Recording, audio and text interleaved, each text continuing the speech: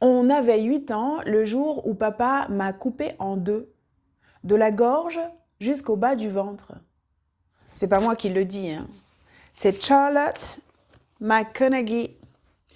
Dans le livre que voici, il s'appelle Je pleure encore la beauté du monde.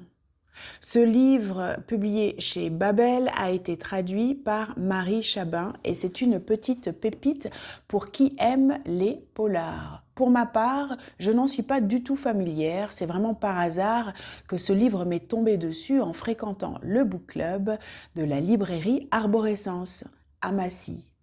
Bon, Inti, c'est l'héroïne, a été élevée avec sa sœur jumelle entre Sydney en Australie par une mère policière et la Nouvelle-Colombie au Canada par un père ancien bûcheron complètement repenti, devenu amoureux des arbres, de la nature, des animaux et qui a élevé ses deux filles dans ce sens. Lorsque le livre commence, Inti est en mission. Elle part en Écosse pour aller y réintroduire avec une équipe de biologistes qui l'accompagnent, et puis sa sœur en arrière-plan, des loups. Des loups pourquoi? Parce qu'ils sont les premiers prédateurs des cervidés. Et des cervidés, il y en a trop dans cette région d'Écosse où ils se déploient. Il y en a trop pourquoi? Eh bien parce que jugés trop nombreux parce qu'ils appauvrissent les sols en mangeant tous les arbustes. Les arbres n'ont pas le temps de se déployer. Alors voilà ce qu'explique Inti aux locaux. Mais les locaux ont peur. Peur du loup, peur pour leur bétail, peur pour leurs gens, pour leurs enfants. C'est pour cela que lorsque Inti découvre un cadavre en pleine nuit, elle décide de taire sa découverte, d'ensevelir, d'enterrer le cadavre et de mener sa propre enquête à sa manière.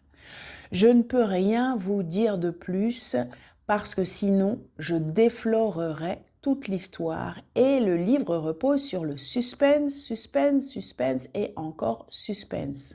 En revanche, ce que je peux vous dire, c'est que ce livre est d'une grande profondeur. Outre l'aspect écologique, le rapport à la nature, oui, celui qu'entretiennent les humains avec la terre, avec les animaux, avec les arbres, le livre parle aussi d'empathie, d'amour, de traumatisme. Il parle de rapport homme-femme, de violence faite aux femmes. Autant de sujets qui sont richement abordés avec une grande intelligence et encore une fois, avec toujours en nous surprenant en vérité. Voilà, je recommande à 100% ce livre vers lequel je ne serais pas allée de moi-même. Si vous êtes abonné à cette chaîne, merci beaucoup, vraiment, sincèrement. Si vous aimez la littérature, que vous suivez cette chaîne de temps en temps, s'il vous plaît, abonnez-vous. Merci beaucoup. À très bientôt. C'était Sylvie et c'est tout pour aujourd'hui. Bye.